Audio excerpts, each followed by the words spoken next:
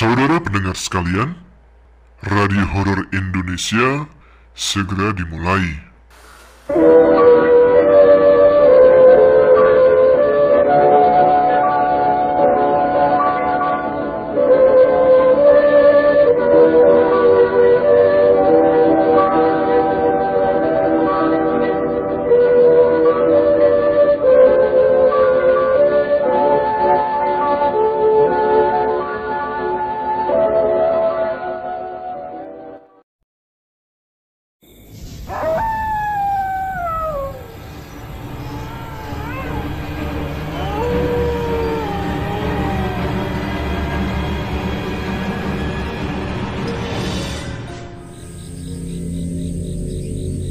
Assalamualaikum warahmatullahi wabarakatuh.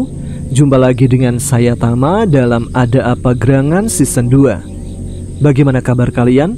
Semoga selalu diberikan kesehatan dan juga rezeki yang cukup.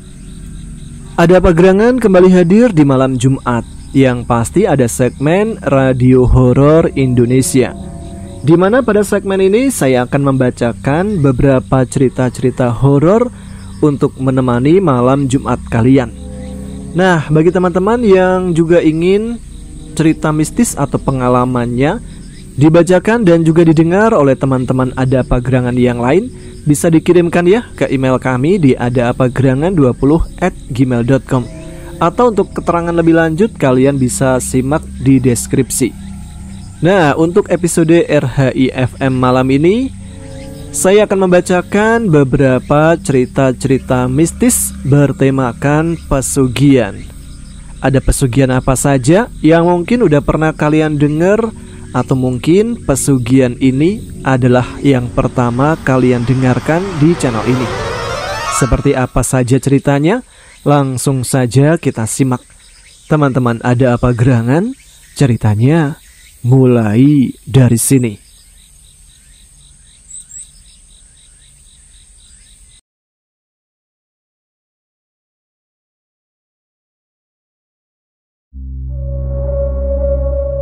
Di malam Jumat Kliwon, bertepatan bulan Juni 2002, aku bersama 3 kawanku nekat melaut pada malam hari.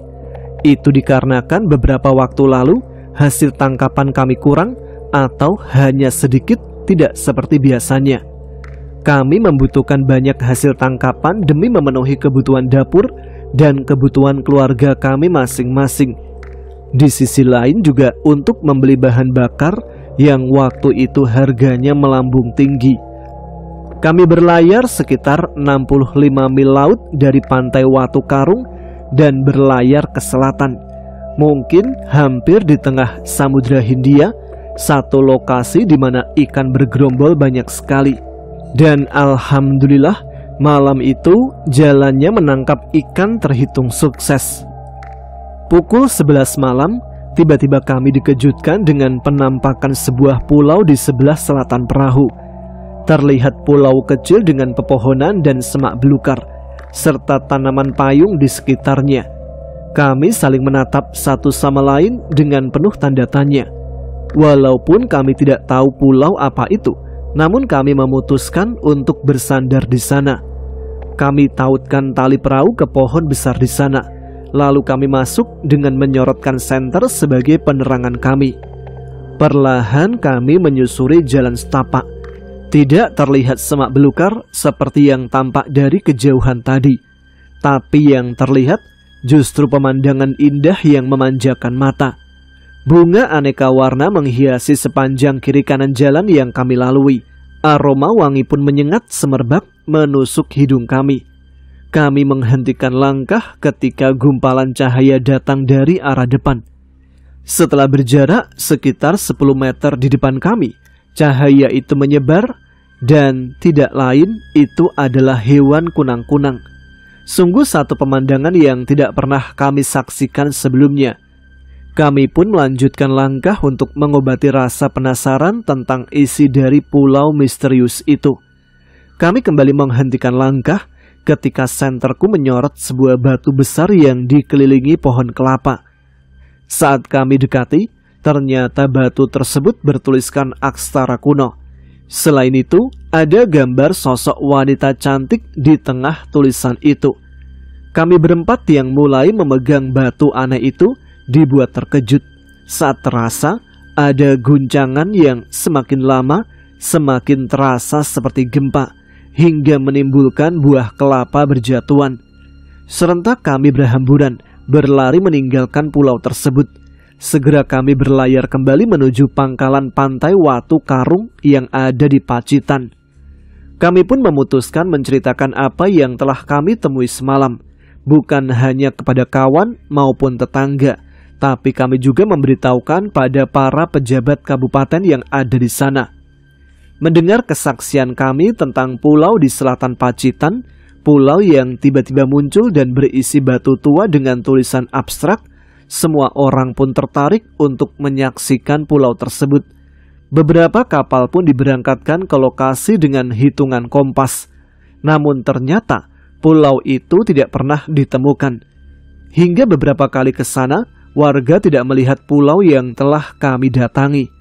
Mungkin saja pulau itu memang tidak nampak dan tidak pernah ditemukan, kecuali oleh kami berempat.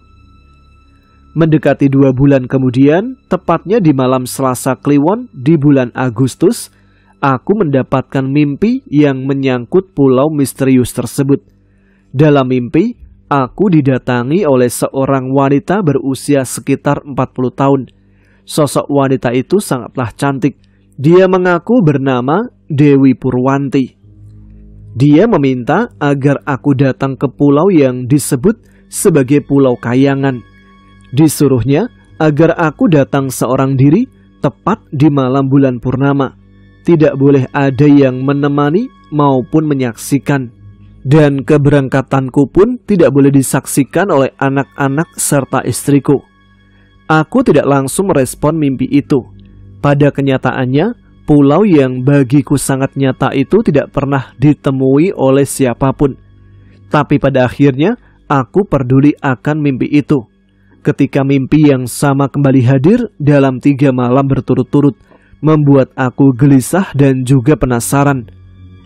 Lama aku termenung, berpikir dan meresapi mimpi aneh yang aku sebut sebagai bisikan gaib itu.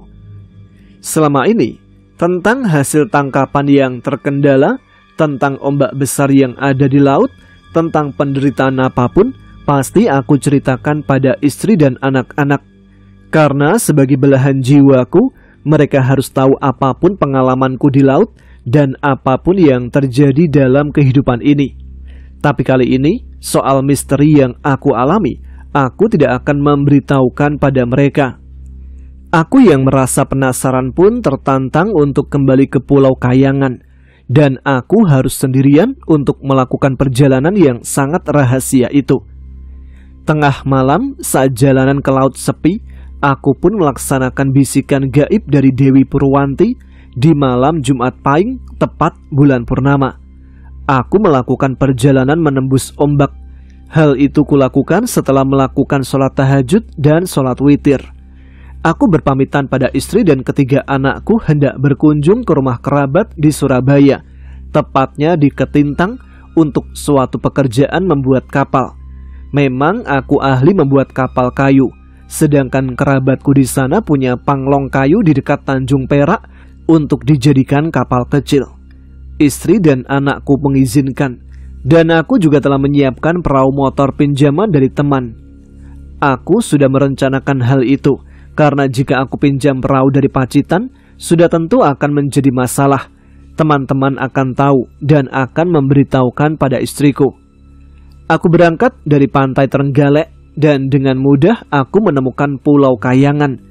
Sangatlah janggal, karena selama ini tidak pernah ada yang tahu keberadaan lokasi tersebut. Aku segera melempar tali perahu motor dan mengikatnya pada sebuah pohon tua. Cuaca yang semula cerah diselimuti cahaya purnama mendadak gelap, disusul cahaya gelap berkejaran. Aku masuk ke dalam, di mana pemandangan yang sama seperti dulu yang aku temui, tampak indah dan harum semerbak.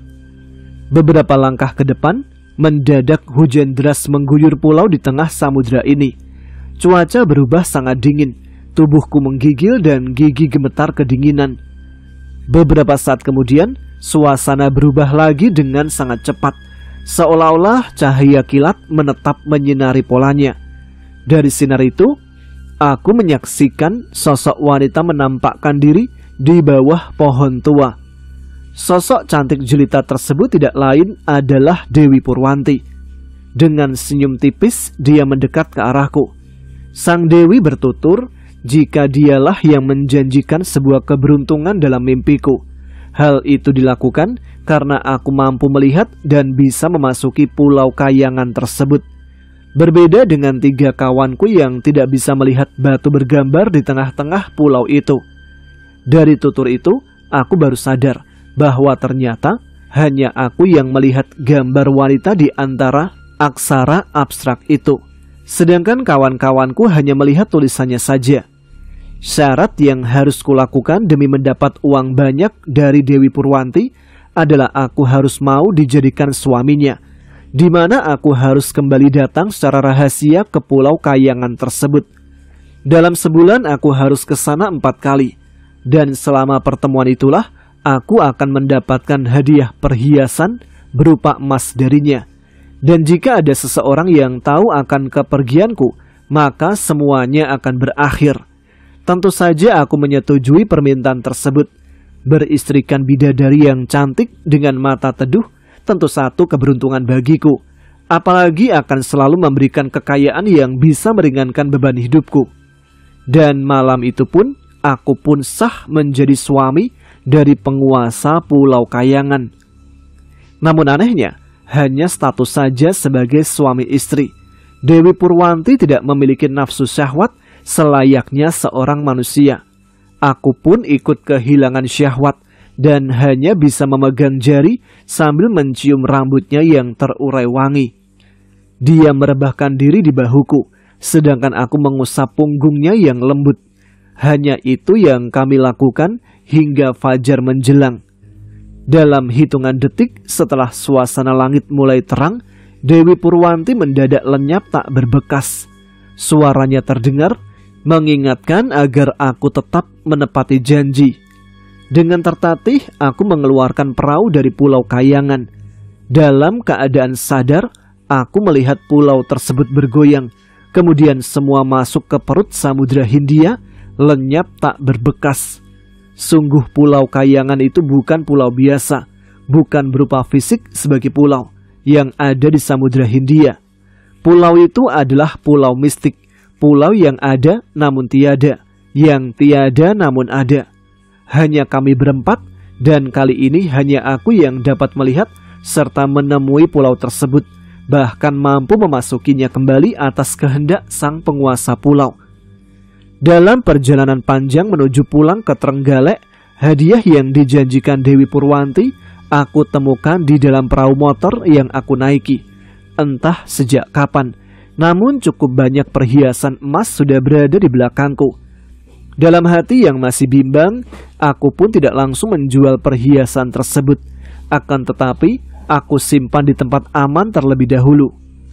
Sebulan sudah aku beristrikan bidadari Pulau Kayangan. Aku yang semula dikenal sebagai nelayan kurang mampu dan menderita, kini sudah berlimpahkan harta. Semua perhiasan yang telah diberikan oleh Dewi Purwanti telah aku jadikan uang, dan aku simpan di 3 rekening bank. Tidak ketinggalan pula, aku kirimkan pada istriku di Pacitan. Tapi harta itu masih kurang. Aku coba sebisa mungkin mempergunakan dengan sangat teliti dan hati-hati. Setelah pulang kampung, barulah aku pergunakan harta untuk membeli lahan dan mendirikan rumah yang dekat dengan keramaian. Dari situlah kecurigaan istriku mulai tumbuh. Setiap kali dia menanyakan dari mana aku mendapatkan uang, aku selalu meyakinkan dengan alasan pekerjaan yang masuk akal. Tapi tetap saja ia tidak percaya dengan semua penjelasanku. Hingga akhirnya istriku yang curiga pun membuntuti. Istri dan juga putra sulungku telah mempersiapkan segalanya sehingga mampu mengikuti jejakku. Dan ketika aku melajukan kapal di pinggiran Pulau Kayangan, mendadak ombak bagai menggulung pulau tersebut. Di saat itulah istri dan putraku mendekat yang membuatku tak bisa lagi menyimpan rahasia tentang Dewi Purwanti dan semua harta yang kudapat. Semua kenyataan indah itu pun luluh lantak. Lantas Dewi Purwanti tidak mau menemuiku lagi, dan Pulau Kayangan itu pun tidak pernah lagi keluar ke permukaan laut hingga sekarang. 2 tahun berselang, kehidupanku kembali hancur. Uang yang aku belikan lahan beserta 10 unit truk di Surabaya kembali terjual semua. Aku sendiri tidak tahu mengapa mendadak bangkrut tanpa sebab. Kemiskinan mengarahkanku menjadi nelayan seperti sedia kala. Sampai sekarang, aku masih sering mengunjungi lokasi selatan Pacitan 60-an mil dari Pulau Jawa di Samudra Hindia. Aku berharap pulau misteri itu kutemukan kembali. Dan bukan hanya bisa menginjakkan kaki di sana, tapi juga bertemu dengan Dewi Purwanti. Selain mengharapkan harta yang berlimpah, jujur aku juga merindukan sosok bidadari tersebut. Sungguh cintaku kepadanya sama besar dengan cinta kepada istriku yang telah memberiku 3 orang anak. Meskipun kini istriku berbalik mendukungku jika beristrikan sosok gaib, namun semua telah terlambat. Sosok Dewi Purwanti telah tiada dan mungkin tidak akan pernah kembali lagi.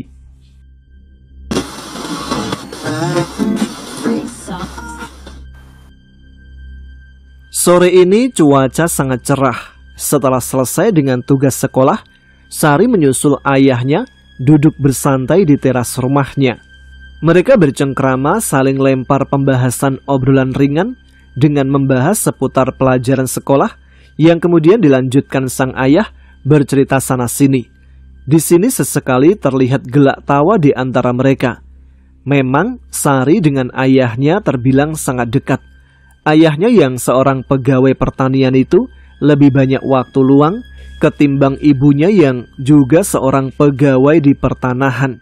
Hingga Sari mengajukan sebuah pertanyaan kepada ayahnya. Memangnya ada ya Pak sumur emas itu yang katanya emas itu sebesar lembu? Tanya Sari pada ayahnya.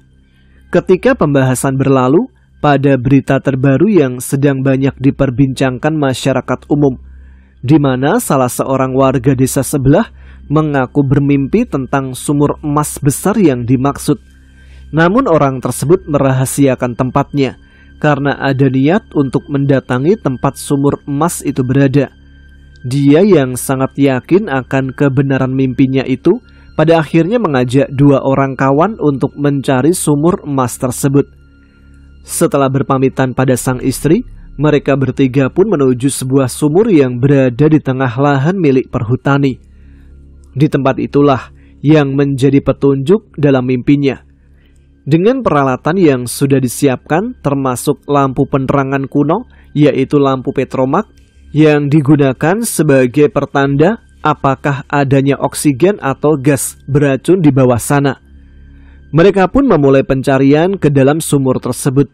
Akhirnya mereka menemukannya. Salah seorang dari mereka pun akhirnya turun ke dalam sumur tersebut. Si lelaki pertama itu berteriak dari bawah sumur dengan suara keras yang menggema. Kedua temannya di atas tersenyum senang, lalu mempersiapkan tali tambang besar untuk dilempar ke dalam sumur tersebut. Namun, ketika mereka bergantian memanggil temannya yang di bawah, tidak ada suara jawaban. Yang terlihat hanyalah nyala kecil lampu petromak. Saat ketegangan mulai merambah, mendadak mereka dikejutkan dengan hembusan angin dari dalam sumur yang sangat kencang, diikuti suara berdengung karena tidak ada suara dari dalam sumur. Kedua temannya berniat untuk menyusul masuk ke dalam sumur. Namun niat itu pun diurungkan. Mereka pulang untuk meminta bantuan warga. Hari itu juga mendadak sumur tersebut sangat ramai. Namun sayang, setiap kali ada yang berniat masuk ke dalam untuk mengikat mayat, dia mendengar suara menggema besar mengerikan yang menirukan dari dalam sumur. Sehingga membuat mereka mengurungkan niat karena dianggap ada makhluk halus yang menghalangi. Maka atas usulan dari salah satu warga, didatangkanlah seorang spiritualis. Tapi meski sudah dilakukan berbagai ritual, namun belum juga bisa masuk ke dalam sumur.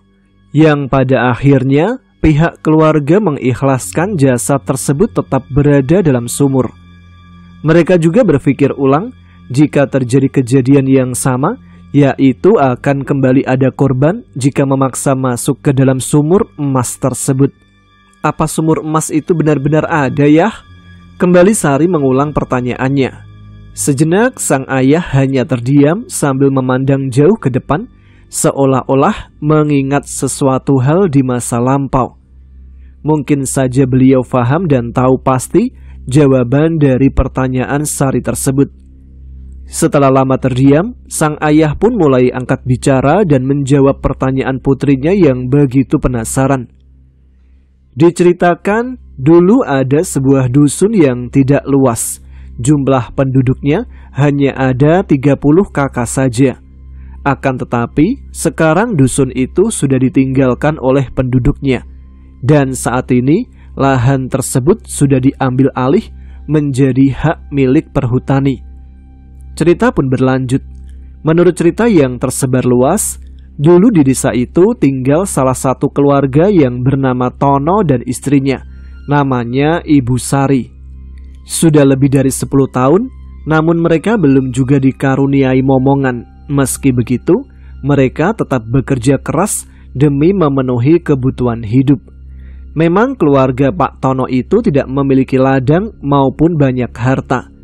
Tono sendiri sudah hidup menderita sejak kecil, yang mana dia harus membantu ibunya mencari nafkah.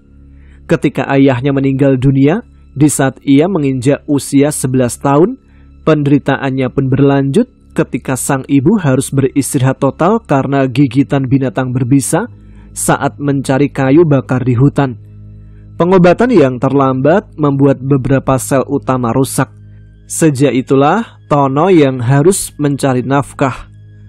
Setelah menikah dengan Ibu Sari yang juga dari kalangan tidak mampu, kehidupannya masih saja dalam penderitaan. Rumahnya berbentuk gubuk reot dengan dinding terbuat dari kulit kayu dan atapnya dari jerami atau alang-alang. Sedangkan pekerjaannya sehari-hari menjadi buruh serabutan. Dia ikut ke tetangga-tetangga dusun yang mempunyai lahan luas yang membutuhkan tenaganya. Kalau sedang tidak ada yang membutuhkan tenaganya, Tono pergi ke hutan untuk mencari kayu, lalu dijual ke pasar.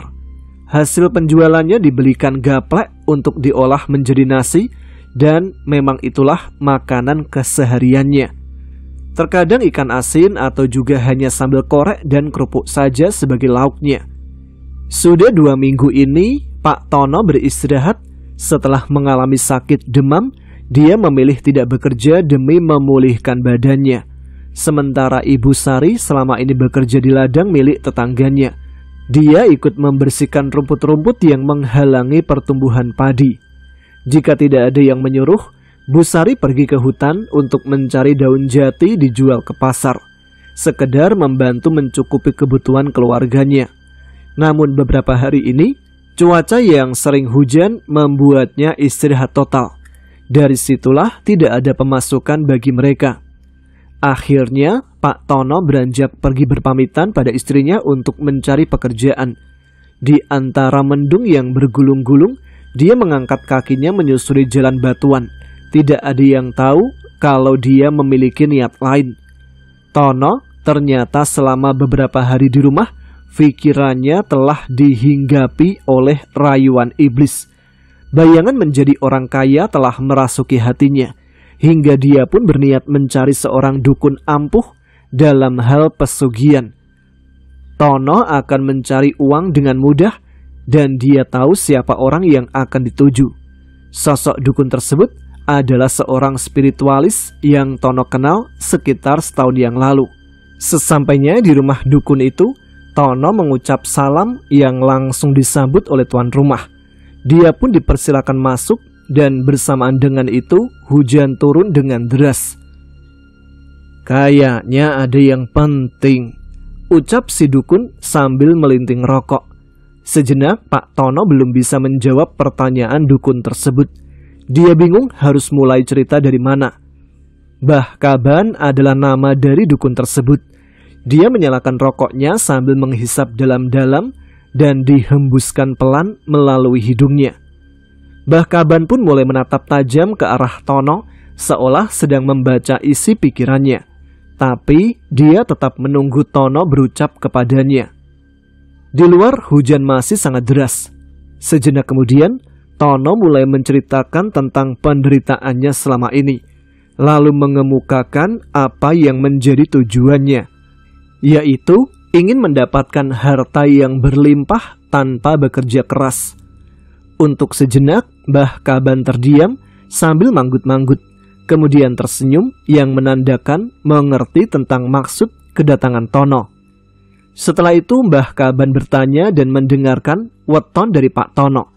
Dan setelah mendapat jawaban, sang dukun pun mulai melakukan perhitungan.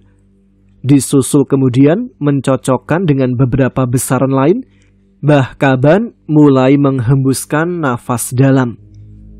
Dia sedikit terdiam, mungkin sudah menemukan apa yang dicarinya.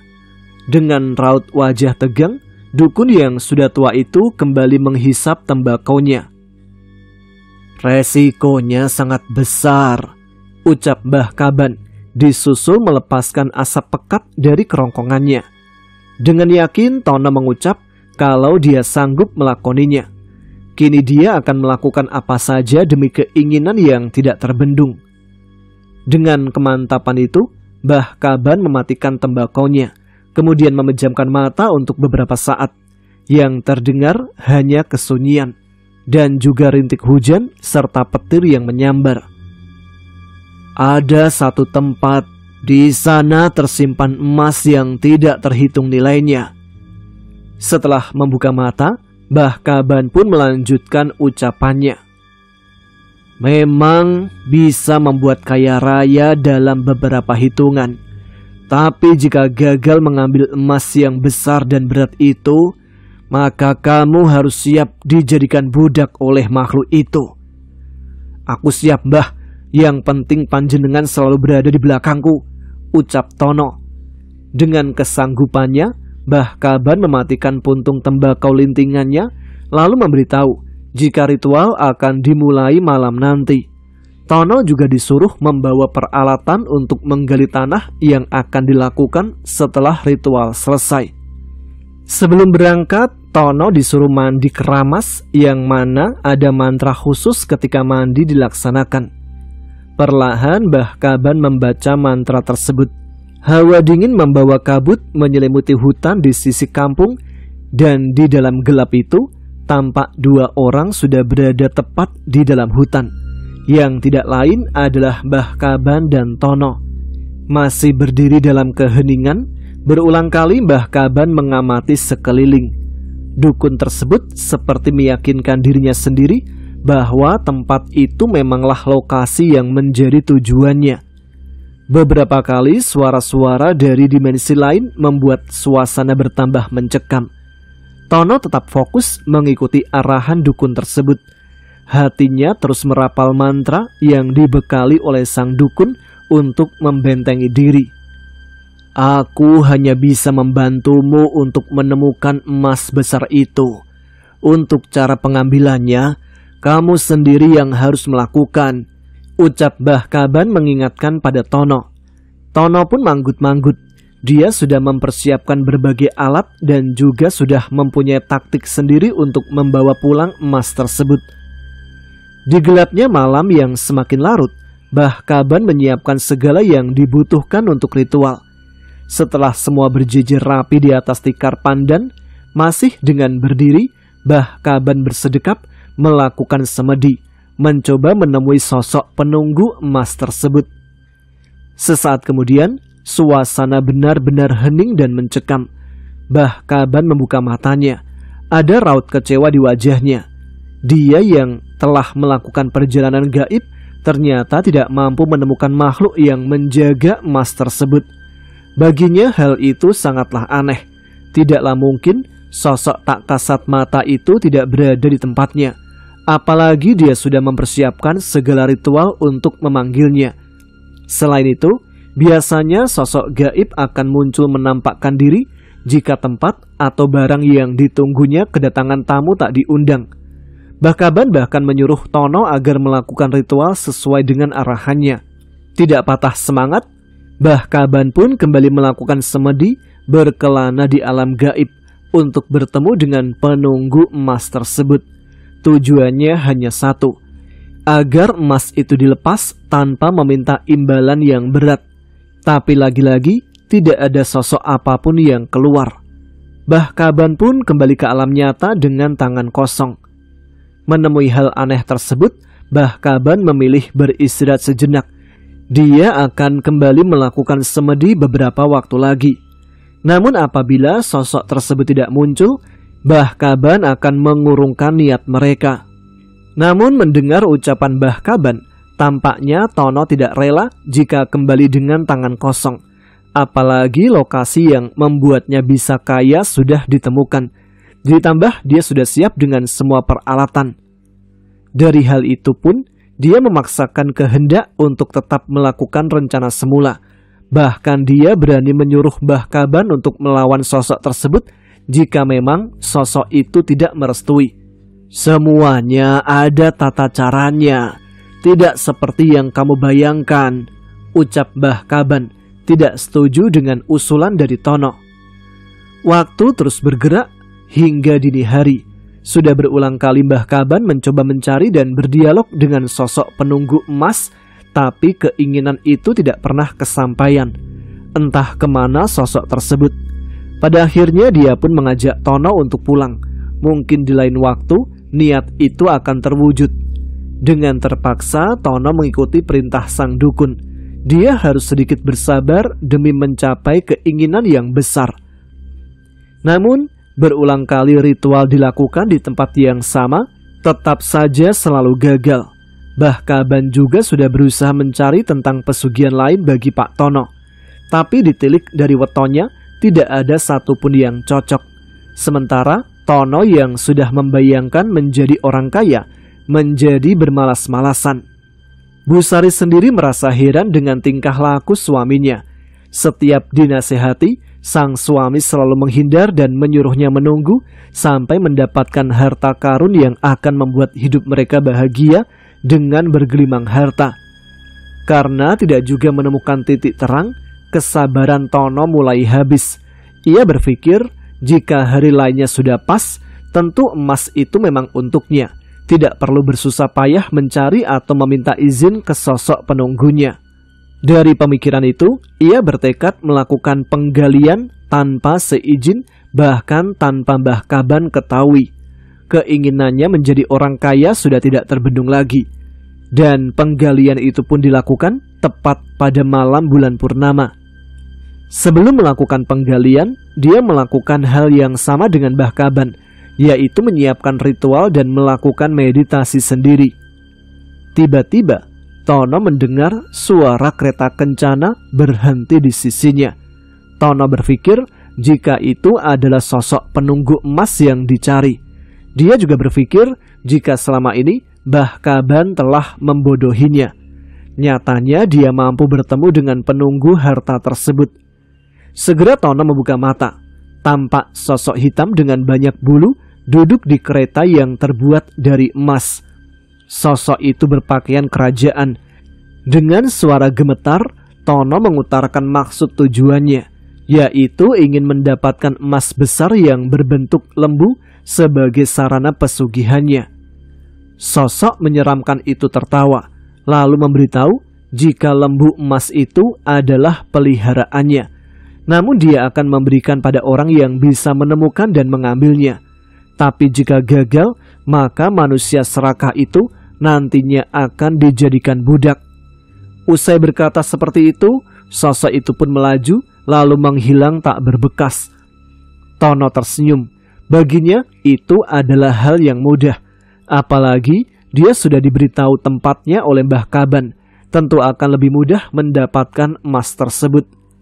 Segera dia mengambil alat untuk menggali tanah. Lalu dimulailah penggalian.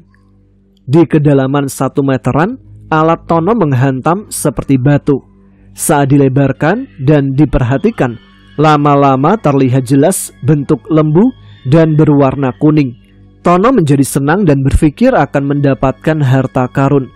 Dia pun mempercepat penggalian. Tapi setiap digali dan memperlebarnya, tiba-tiba emas yang berbentuk lembu itu tenggelam lagi. Digali lagi, tenggelam lagi. Hingga tanpa sadar, Tono menggalinya sudah sangat dalam. Tono pun tidak bisa mendapatkan oksigen, juga tidak bisa naik lagi ke atas. Dadanya terasa sesak, hingga dia pun meninggal dunia, ikut terkubur bersama emasnya tersebut. Hilangnya Tono sampai ke telinga Mbah Kaban. Dia langsung datang ke tempat sumber harta. Begitu menemukan alat ritual dan melihat bentuk lubang yang dalam, Mbah Kaban pun berteriak memanggil Tono dari atas. Akan tetapi tidak ada jawaban. Mbah Kaban meyakini jika Tono meninggal di dasar galian. Dia pun hanya bisa memberitahu warga tanpa bisa mengambil jasad Tono, karena ada perjanjian yang harus ditepati oleh Tono. Lubang itu pun diberi nama dengan nama Sumur Emas. Kejadian heboh tentang sumur emas semakin menyebar. Banyak spiritual mencoba mendapatkan harta karun tersebut. Tapi sampai saat ini tidak ada yang punya nyali untuk masuk ke dalamnya. Dan sampai sekarang pun masih ada bekasnya. Akan tetapi hanya berbentuk cekungan seperti sumur. Dan warga masih menyebutnya sebagai sumur emas.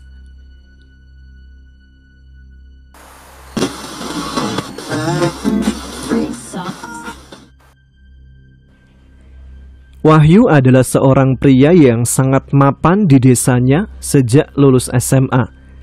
Dia memilih mencari pengalaman kerja dengan menjadi pekerja mebel di luar daerah. Dan ternyata pengalaman itulah yang membuatnya menjadi sukses.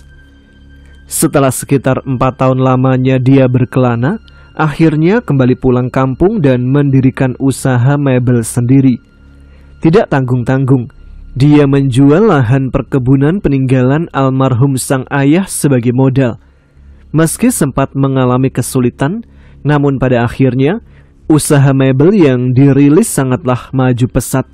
Garapannya yang halus dan bernilai seni tinggi membuat hasil karya mebelnya terkenal hingga keluar kota, bahkan luar provinsi. Sampai-sampai dia kewalahan melayani semua pesanan. Namun, walaupun sangat mapan, Wahyu masih belum juga menemukan seorang istri, sebagaimana kawan-kawan seusianya. Hal itu pun terkadang memunculkan sindiran dari teman maupun tetangganya, bahkan seringkali menjadi pembicaraan warga desa. Sebenarnya, Wahyu sangatlah menginginkan seorang pendamping hidup, tapi apalah daya, nasib belumlah berpihak kepadanya. Rupanya, harta yang dimiliki tidak mempermudah mulusnya jalannya percintaan. Seringkali dia merenung mencari-cari apa kekurangan dirinya yang membuat para gadis tidak tertarik. Tapi Wahyu merasa kehidupannya biasa saja, selayaknya pemuda lain yang sebaya. Ya mungkin memang belum menemukan jodoh yang dinantikan. Malam itu setelah sholat Isya, Wahyu bersantai di teras rumah. Dia mulai berpikir tentang bagaimana agar kesibukannya berkurang dan lebih fokus pada urusan pribadinya, terutama tentang masalah jodoh di usianya yang sudah menginjak 30 tahun. Tentu bagi warga desa, usia itu adalah usia yang matang untuk menempuh hidup berkeluarga. Ponsel yang berdering beberapa kali dia cancel. Wahyu ingin menuntaskan permasalahan tersebut tanpa gangguan. Di malam itu ketika berniat mematikan ponselnya, tiba-tiba dia memiliki ide iseng untuk mencari seorang gadis sambil melupakan kesibukan. Dia pun mulai menekan acak nomor telepon. Itulah ide yang didapat. Dia berharap ada respon dari salah satu nomor. Malam semakin beranjak, entah sudah berapa nomor telepon yang sudah dia pencet. Namun selalu saja sosok lelaki yang bersuara. Selainnya malah cuek dengan nomor yang tidak dikenal. Di saat dia mulai putus asa, akhirnya nomor yang dihubungi mengangkat telepon darinya. Dan yang membuatnya girang bukan kepalang adalah suara yang menyahut merupakan sosok perempuan. Bisa jadi seorang gadis dengan suara yang sedikit serak dan datar. Wanita tersebut menjawab setiap pertanyaan Wahyu. Dia hanya menjawab singkat-singkat saja. Wahyu yang merasa senang terus melemparkan banyak pertanyaan ke arah wanita tersebut, hingga terjadilah sebuah perkenalan. Wanita itu menyebut dirinya sebagai Lucy. "Terima kasih ya udah menemani. Besok kita lanjut lagi ya," ucap Wahyu.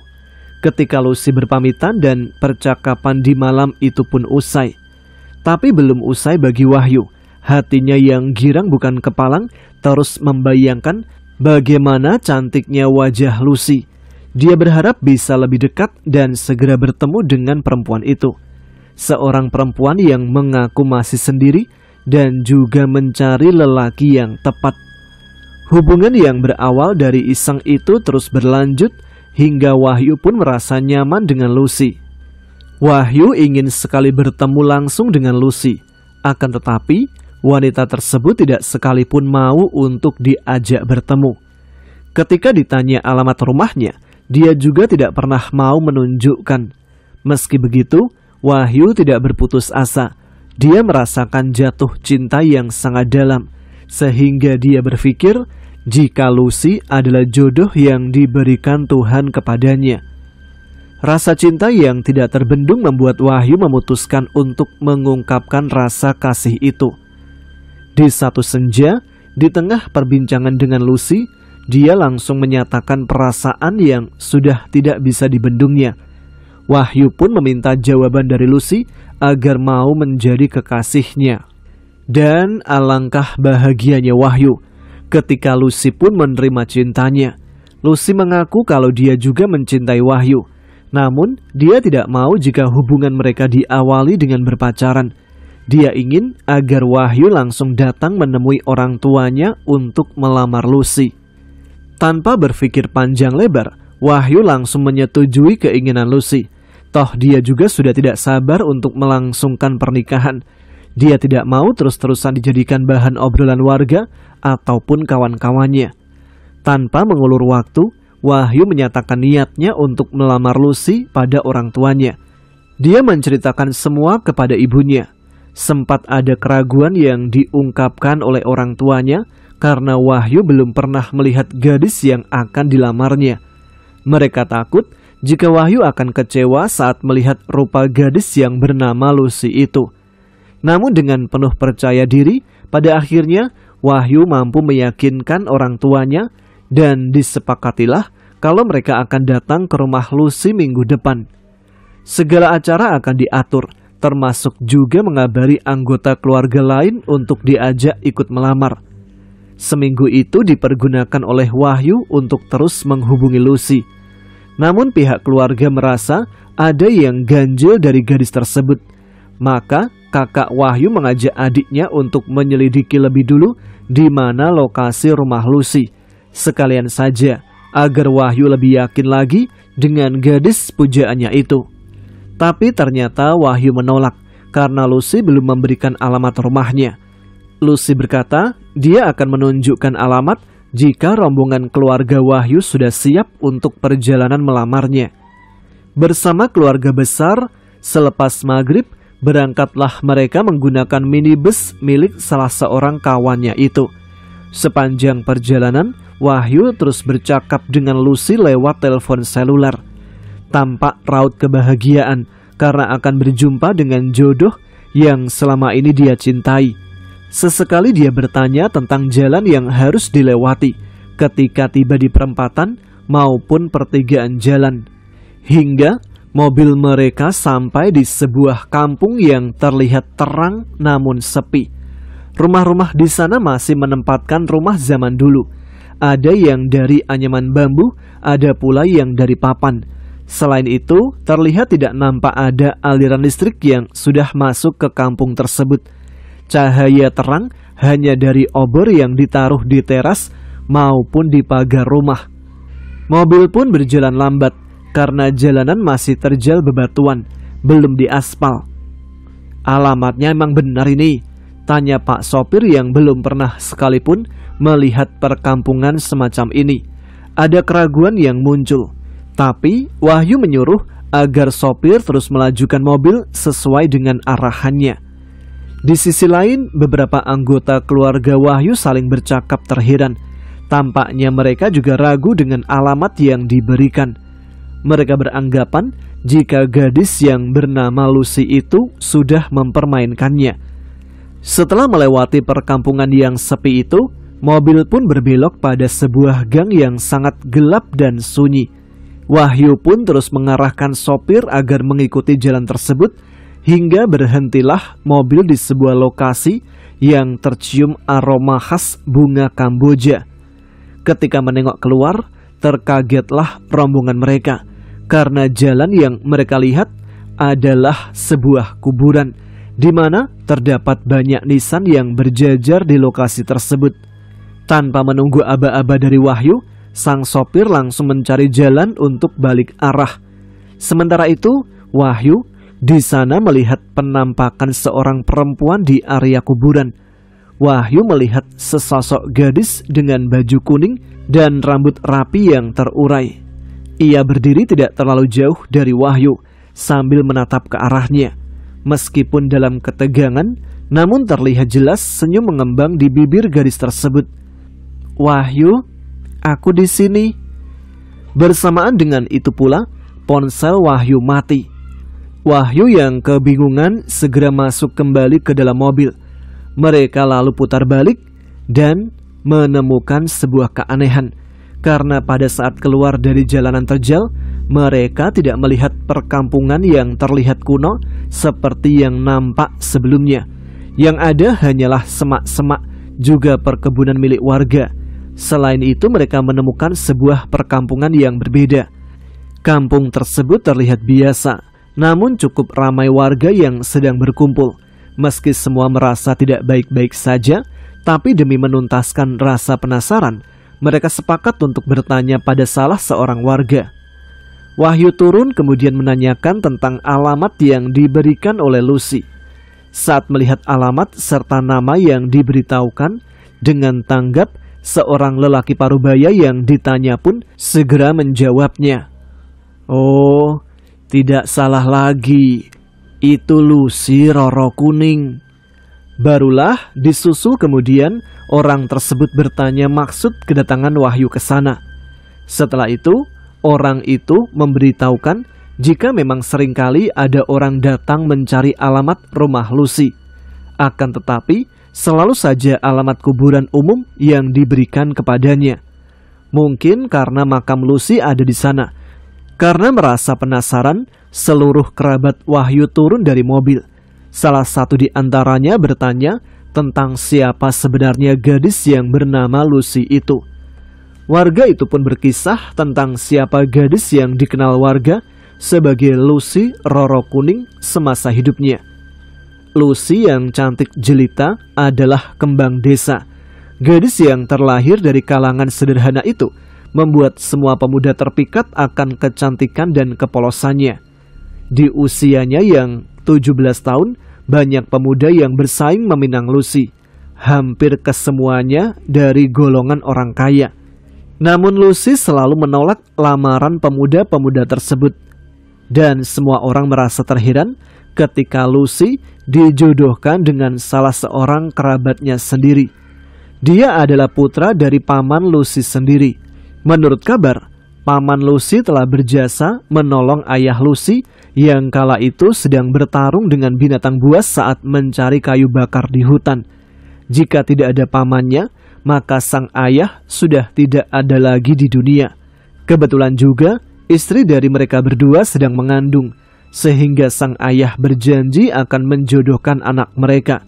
Namun jika kedua anak mereka berjenis kelamin laki-laki ataupun sama-sama perempuan, maka ayah Lucy akan menyerahkan sebagian hartanya kepada anak dari iparnya itu.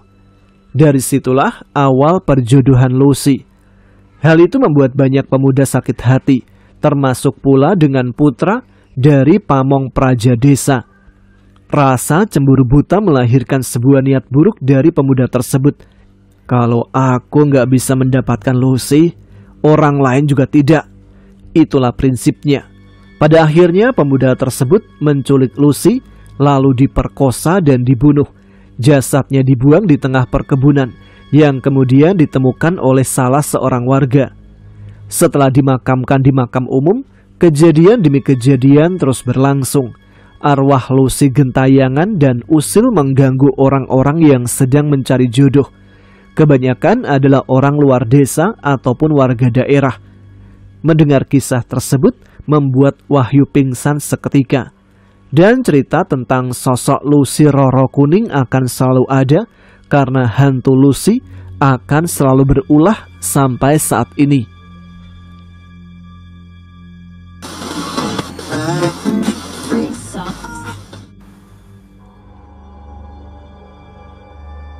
Akhir Februari 2004 merupakan tanggal yang sial bagiku. Karena waktu itu aku termasuk pegawai yang di PHK oleh perusahaan tempat selama ini bekerja. Setelah menganggur untuk sekedar mengisi hari-hari yang kosong, aku memutuskan mengunjungi sahabat-sahabat yang sudah lama tidak pernah ketemu. Tanya lowongan, tapi hasilnya nihil. Dengan segala kekecewaan dan harapan, aku putuskan untuk pulang kampung dulu. Tepatnya hari Senin aku berangkat pagi-pagi sekali supaya sampai di rumah masih pagi. Karena kalau sudah siang, ibuku sudah berangkat ke ladangnya. Ringkas cerita, seminggu sudah aku berada di kampung halaman. Rasanya seperti anak kecil lagi, karena bisa berkumpul dengan teman-teman yang biasa bercanda ria, bahkan melakukan hal-hal yang konyol. Kami segeng biasa nongkrong di warung Pak Sastro, orang yang sangat kaya raya di kampungku. Bahkan setengah tanah penduduk adalah miliknya. Tepatnya Selasa pagi, aku dikejutkan oleh pengumuman bahwa Pak Haji Sastro meninggal dunia. Dengan terburu-buru aku berlari menuju rumah Pak Sastro. Betul sekali, di sana sudah banyak orang. Aku terbengong-bengong seakan-akan tidak percaya dengan apa yang terjadi. Di ruang tamu terbujur kaku jasad Pak Sastro. Sulit dipercaya, padahal semalam kami bercanda bersama. Ketika masih terbengong-bengong, aku dikagetkan oleh suara Pak RT yang menyuruhku dan teman-teman untuk membantu orang-orang tua untuk menggali liang lahat. Dan kami pun semua menurutinya. Akhirnya kami semua berangkat menuju ke pemakaman umum. Disinilah keanehan terjadi. Tanah yang digali sangat susah sekali. Tidak biasanya tanah yang digali banyak batunya. Bahkan sudah 3 tempat tetapi tetap sama. Dan terpaksa menggali lubang lagi yang keempat. Namun tetap saja keanehan itu terjadi.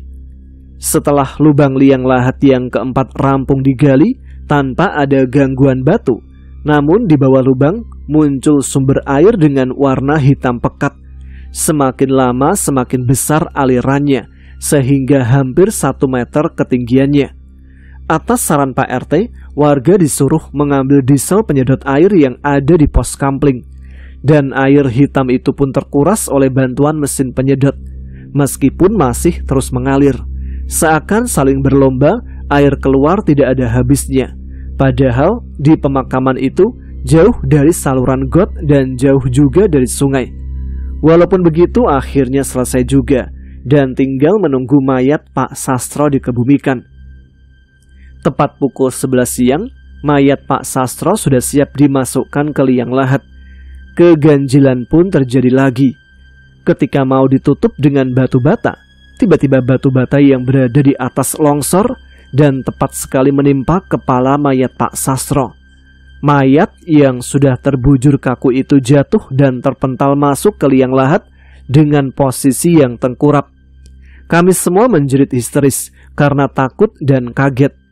Setelah dibetulkan posisi mayat oleh warga yang turun ke liang lahat termasuk aku bergidik ngeri setelah melihat bola matanya seakan muncul mau keluar dengan posisi melotot dan memerah darah. Singkat cerita, acara penguburan Pak Sastro sudah selesai. Menurut desas-desus warga sekitar, kekayaan Pak Sastro ini didapatkan dari hasil pesugihan. Pesugihan Serigala, mereka menyebutnya. Tempatnya di tetangga desa ada semacam bukit dan di situ ada gua yang bernama Gua Serigala. Dinamakan Gua Serigala karena di gua itu sering terdengar lolongan serigala, meski jarang menampakkan wujudnya ke warga desa setempat. Sehingga banyak warga yang meyakini bahwa tempat itu sangat angker dan wingit yang dijadikan sebagai pemuja siluman serigala. Konon, sang pemuja akan kembali ke tempat itu dalam bentuk siluman serigala jika perjanjian sudah habis atau tumbal yang diserahkan juga habis. Karena tumbal pesugihan yang diminta oleh siluman serigala adalah harus sedarah, yaitu kalangan keluarga sendiri. Tidak boleh ada tumbal dari selain keluarga. Begitu juga Pak Sastro. Dia hidup bergelimang harta, namun anak dan istri-istrinya mati. Semuanya sudah dijadikan tumbal persembahan kepada siluman serigala. Pak Sastro memang dulunya seorang buruh tani yang melarat. Rumah hanya terbuat dari bilik bambu. Itu pun masih pemberian dari seorang warga yang kasihan melihat kehidupan Pak Sastro. Namun, semenjak memuja siluman serigala itu, kehidupan Pak Sastro berubah drastis. Rumah, tanah di mana-mana. Itulah yang membuat warga curiga akan kekayaan Pak Sastro. Warga sudah tahu kedok pesugihan yang dilakukannya, tapi mereka membiarkannya karena tumbal yang diserahkan hanya keluarga atau ada yang berhubungan darah. Jadi orang lain ataupun pembantu atau anak angkat saja tidak bisa dijadikan tumbal. Dengan begitu, warga membiarkannya karena lambat laun akan mati dengan sendirinya. Malamnya, awal dari segala ketakutan dan ketegangan. Waktu itu saya dan teman-teman biasa nongkrong dan bergadang. Tapi kali ini, begadangnya di dalam rumahku. Tidak biasanya udara di luar sangat dingin dan dibarengi dengan hujan rintik-rintik. Ketika sedang asik main kartu, kami semua dikejutkan oleh suara lolongan anjing yang sangat panjang, bahkan sangat menyayat hati. Suara itu tidak berhenti. Setiap kali melolong, suaranya berubah, seperti suara orang marah dan kadang merintih-rintih. Suara anjing itu memang hampir setiap malam muncul, dan sudah menggegerkan seluruh kampung. Akhirnya penduduk sangat resah.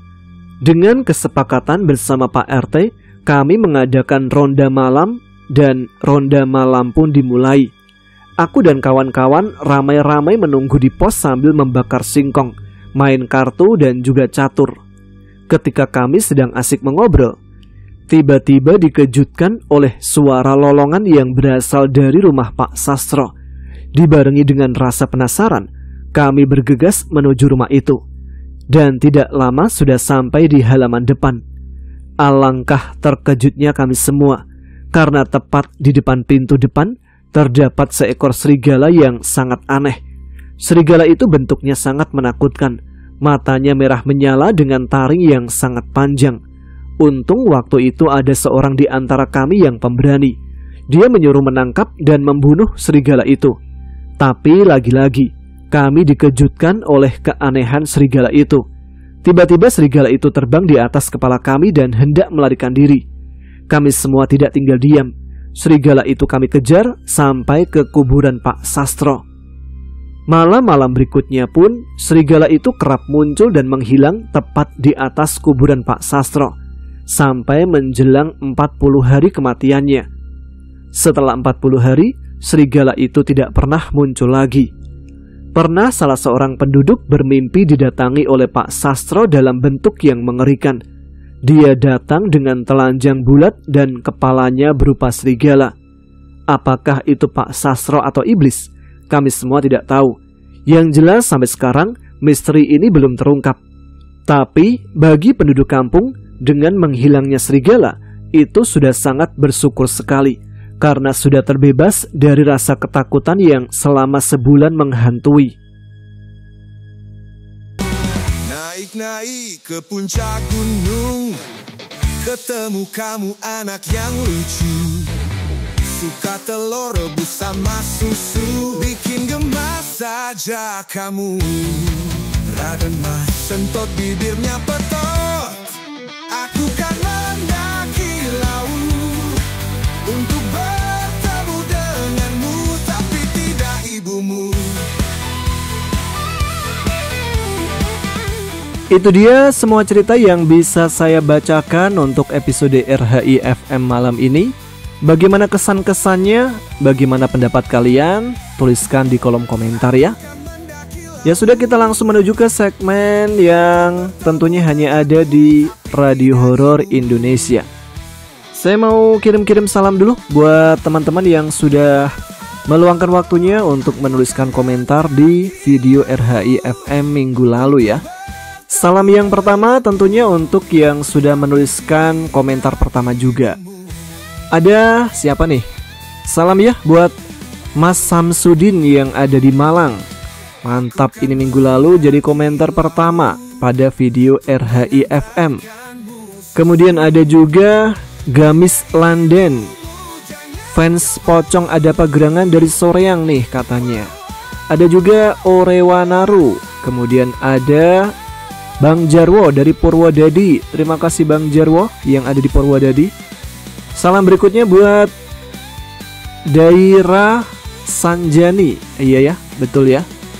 Lalu siapa lagi yang berkomentar? Ada Bang Ibe Frandiogo nih dari Sukabumi. Ada juga Is 18 November dari Kuningan. Ada Mbak Wulan Nurjuli dari Indramayu yang sekarang ada di Taiwan. Kemudian salam juga buat Teh Ice Sugiharti yang ada di Cimanggis. Sehat selalu ya. Lalu ada Bang Denny Yuniarto dari Pon Kabar, Pontianak, Kalimantan Barat. Singkatannya begitu kayaknya. Saya doakan semoga Mas-Tama sukses dunia dan akhirat. Amin, amin ya robbal alamin. Terima kasih Mas Denny Yuniarto. Lalu ada Sandra Airlangga. Ada Bang Zamzam di Taiwan. Lalu ada Mbak Alia. Assalamualaikum Mas Tama. Waalaikumsalam. Lampung hadir lagi. Pendengar setia ada apa gerangan? Senggol dong Mas. Minta disenggol pakai apa nih? Kemudian ada siapa lagi? Ada Mbak Hani Sulaikah. Semoga channelnya tetap mengudara menjadi teman kerjaku. Amin. Sukses selalu buat ada apa gerangan pokoknya. Siap, terima kasih Mbak Hani Sulaikah. Lalu ada Mas Didi Hito. Ada juga siapa? Ada Seng Penting Mancing dari Kendal yang selalu menyimak, senantiasa memberi kesehatan untuk semua pendengar setia ada apa gerangan dan tidak terlewat untuk Bang Tama juga tentunya. Amin. Terima kasih. Ada siapa lagi? Ada Mbak Mahyan Habsari. Katanya mau nitip salam. Salamnya buat siapa ini Mbak? Salamnya buat Mak Lampir sih Bang. Wah, pelihara Mak Lampir nih. Ada aja nih ya. Langsung ke komentar selanjutnya. Ada dari Mas Abdullah Syukron dari Klaten yang selalu numpang eksis. Gak usah numpang-numpang Mas, langsung masuk aja ya. Ada juga Mas Agus Sunarto di Jombang. Ada Mbak Alexa Sugendalu. Ada Mbak Ida Farida. Ada juga Mas Agustron Production. Kemudian ada Teteh Oit Sumiati. Ada Mbak Sumiati Wahyu juga. Ada Mbak Kustini Sastro Miharjo yang ada di Bandung kayaknya ya. Ada Mbak Hirwanti dari Magelang. Kemudian Mbak Kuntilanak. Ini beneran ini namanya Kuntilanak? Ngefan aja kali ya. Ada Mbak Mai Agustus dari Madura. Ada Bang Boben Channel dari Cirebon, Kalimantan. Assalamualaikum. Waalaikumsalam ya. Kemudian Mbak Mayang dari Kalimantan Barat hadir juga. Terima kasih. Ada siapa lagi nih? Ada Mbak Triwahyuni, Sugeng Dalu Mas Tama, Sleman hadir. Kalah meruput, rak popolah, mugo iseh komanan bangku. Wah, bangkunya masih banyak Mbak Tri. Silakan dipilih aja mau depan atau mau belakang atau mau tengah, boleh-boleh aja ya. Kemudian ada siapa lagi? Ada Mbak Ayu Fajri juga. Ada Mas Juan Setiawan. Ada Mbak Ella Azahra nih yang gak pernah telat komen. Mantap sih. Ada Risman dari Sendang Tulung Agung. Ada Mbak Sherly Aisar. Ada juga Feb 124 dari Kalideres. Kemudian ada Hidayat Totman dari Taiwan. Lalu ada Mbak Johanak. Assalamualaikum Mas Tama. Waalaikumsalam. Selamat malam, langsung nyimak cerita di RHI. Cepet ya, kok udah malam Jumat lagi. Salam sehat dan sukses selalu Mas Tama. Salam sehat juga buat Mbak Johanak yang ada di Semarang. Emang nih, kayaknya waktu cepat berlalu ya. Udah malam Jumat lagi, besok tiba-tiba udah malam Jumat lagi. Besoknya lagi udah ganti tahun. Gak kerasa banget. Lalu salam juga buat Rahadian Muhammad yang ada di Pondok Cabe, Tangerang Selatan. Kemudian salamnya untuk Abdurrahman Dede yang ada di Pelabuhan Ratu, Sukabumi. Lalu ada Mas Rikyadi dari Ponorogo. Lalu Dwi Susanti. Kemudian Mbak Mita Ngapruken, Sustarwanto dari Pati Bumi Minatani. Lalu ada siapa lagi? Buyung Aryansyah yang ada di Konawe, Sultra. Ada yang dari Pamulang, Kaiza Awil. Betul ya? Ada yang dari Bandung juga nih, Bang Didi Midun. Lalu ada komen, bagi cerita nih, lumayan singkat sih, dari Santi Uni. Aku pikir gak ada hantu di Taiwan dulu. Ini pengalaman pertama kali pas datang di Taiwan sekitar tahun 2012 atau 2013an lah. Kejadiannya itu di rumah sakit tua di Taiwan, Taipei. Tepatnya dimintai tolong untuk menyalakan lampu di kamar mandi. Setelah dibuka, ternyata tempat untuk menaruh alat-alat kebersihan. Dan pas keluar dari lift disapa dokter untuk hati-hati ketika jalan pulang. Padahal pas turun lewat lift itu seingatnya itu sendiri. Tahu-tahu sampai rumah malamnya sakit panas selama seminggu. Tapi kalau pagi sehat. Dan akhirnya ditanyakan ke tempat sembahyang, besoknya dibawa ke sana lagi. Didupa-dupain gitulah, dan malamnya langsung sembuh. Pengalaman pertama kena sawan, bahasanya gitulah, dan ternyata malah betah sampai sekarang di Taiwan. Sehat-sehat buat para PMI yang selalu semangat karena masih berjuang di Taiwan. Buat Bang Tama dan timnya sukses selalu. Salam dari pejuang devisa dari Tulung Agung. Semangat selalu ya para pejuang devisa yang jauh dari keluarga, dimanapun itu, di Taiwan, Hong Kong, Malaysia, Singapura, Uni Emirat Arab, Jepang, dan yang lain-lain lah. Pokoknya semangat selalu dan jaga selalu kesehatan. Ada siapa lagi nih? Ada dari Rindu Kamu. Aku juga waktu kerja di Kuwait punya majikan dari Iran. Di rumah kalau lagi sendiri ada yang suka berdiri di tengah ruang tamu. Gede, tinggi, hitam. Ternyata majikan. Bukan. Terus hilang kalau kepergok. Tuh ada yang dari Kuwait juga ya ternyata. Kemudian salam juga untuk Andri Sukmalesmana yang ada di Sidoarjo. Kemudian ada juga pelakor gaming ada di Taiwan. Lalu ada XXXXXXX gitu nama akunnya. Hadir selalu mendengarkan. Agus Faisal dari lereng Gunung Sumbing, Magelang. Agus Faisal nama akunnya XXXX gitulah. Kemudian yang terakhir buat ini aja. Bram Astawijaya, numpang eksis Pak Tama di Adapa Gerangan dari Hamdan Dante, Pati, Jawa Tengah. Salam buat bule saya yang sedang berjuang dengan sakitnya. Semoga lekas sembuh. Amin. Semoga lekas sembuh ya buat saudara Bang Dante di Pati. Semoga bisa kembali beraktivitas dengan biasa. Ini Bang Dante yang kemarin katanya ada cerita tentang sebuah pabrik di mana dulu dia bekerja. Dan pabrik itu membutuhkan tumbal 6 jari manusia. Ngeri sih, kayak gimana kita tunggu aja cerita dari Bang Dante yang ada di Pati. Baiklah, mungkin itu aja komentar-komentar yang bisa saya bacakan, masih banyak banget ini. Nanti keburu kemalaman. Yang belum saya bacakan komentarnya, tetap terima kasih untuk kalian semua yang sudah menyempatkan untuk berkomentar, menuliskan pesan di video RHI FM minggu lalu. Yang pasti doa terbaik untuk teman-teman Adapa Gerangan, selalu sehat dimanapun kalian berada, selalu hati-hati, waspada, dan selalu semangat mengerjakan aktivitasnya. Baik, kita akhiri segmen RHI FM malam hari ini. Kita jumpa lagi di episode selanjutnya. Saya Tama pamit ya. Wassalamualaikum warahmatullahi wabarakatuh.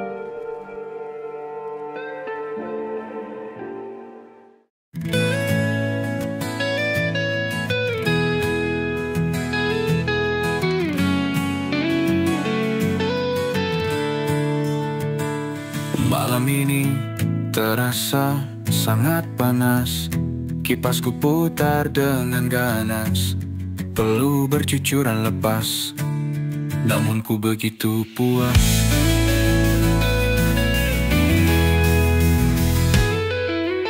Kau memberiku kesempatan untuk merasakan indahnya isi rumah penat. Malam ini pasti berlalu, tapi tidak denganmu di mimpiku.